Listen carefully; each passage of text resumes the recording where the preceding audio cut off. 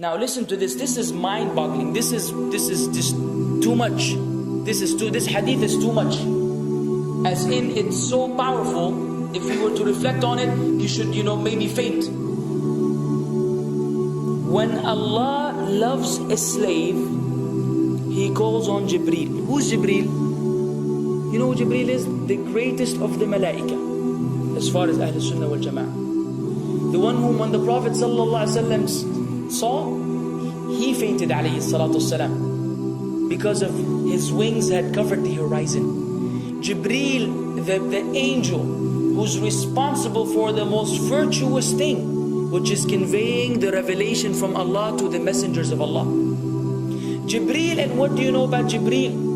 Allah said, whoever is adu, whoever is an enemy to Jibreel, then Allah is the enemy to the disbelievers. Allah defended Jibreel in the Quran. Jibreel, the one who took the Prophet ﷺ in Al-Isra al-Mi'raj, in the ascension to the heavens. Jibreel, the malak, which we don't know what to say about, because of his honor and his virtue in the sight of Allah. Allah will call on him to share with him the love which He has for you. Allah doesn't need to do this. He could not do this, but Allah likes to do this, so He does it. He says, I love Fulan. Now I want you to think that Fulan is you. Whatever your name is, Ahmad, Mayroob, whatever your name is. Imagine Allah above the heavens, above the throne, in His greatness and His majesty, which is beyond our human comprehension, calls out to Jibreel to inform him that He loves you. And then only that, فَأَحِبَّهُ, then He commands Jibreel to love you also. So Jibreel now loves you. Allah and Jibreel love you. But it doesn't end there. Jibreel then will call upon the inhabitants of the sama. Who are they? All the malaika. How many? We can't even count. Trillions and trillions of malaika which Allah created beyond our, again, human comprehension. All of them are commanded simultaneously to love you. First Jibreel says, Allah loves Fulan, so now you have to love him. Then all of the angels in the heavens love you. Then Allah will place acceptance for you on earth. So people will love you. Not everyone. You may be saying, why do I have enemies? People who love the Sunnah will love you. The people who love Allah and His Messenger will love you. The people who are upon the correct aqidah and methodology will love you. Other people may hate you because of a problem in them, not because of a problem in you. Because you may say, well, this fasiq, this evil, disobedient person doesn't love me. Don't expect him to love you. He loves people like himself. Who will love you? Righteous people. Righteous people. Well, they don't know why. They don't even know why. You've never even given them $1 or a riyal or a pound. You've never done anything for them. Maybe you scream at them. Maybe you do other things. It's Allah. Why? Because Allah had loved you first, then Jibreel had loved you first, then the malaika loved you afterwards, then Allah put acceptance for you on earth, so people have no choice but to love you. We ask Allah to make us among them. Now what better than that? What else do you want? What else do you want? What? If you're a person whom Allah loves, in every movement you go, you do, you pray, you sleep, whatever you do, you are among those whom Allah loves and Jibreel loves and the angel loves. What else do you want, ya akhi? You're guaranteed success in this life and in the life to come. Guaranteed. No way Allah will punish you. No way. No way Allah will punish someone whom He loves. But the hadith doesn't stop. The hadith has a very saddening continuation, which we should seek refuge with Allah from. وَإِذَا أَبْغَضَ عَبْدًا, and if Allah hates a slave, He also calls on Jibreel. And He informs Jibreel that He hates this person. So He will command Jibreel to hate this person. Then Jibreel will tell the angels to hate this person. Then Allah will put hatred for him on earth. La ilaha illallah. Imagine you walking upon the planet, the face of the earth which Allah created, while Allah hates you, and the angels hate you, and Jibreel hates you, and the righteous people hate you. What a sad state for a human being. And ikhwan, we could be one of those as well.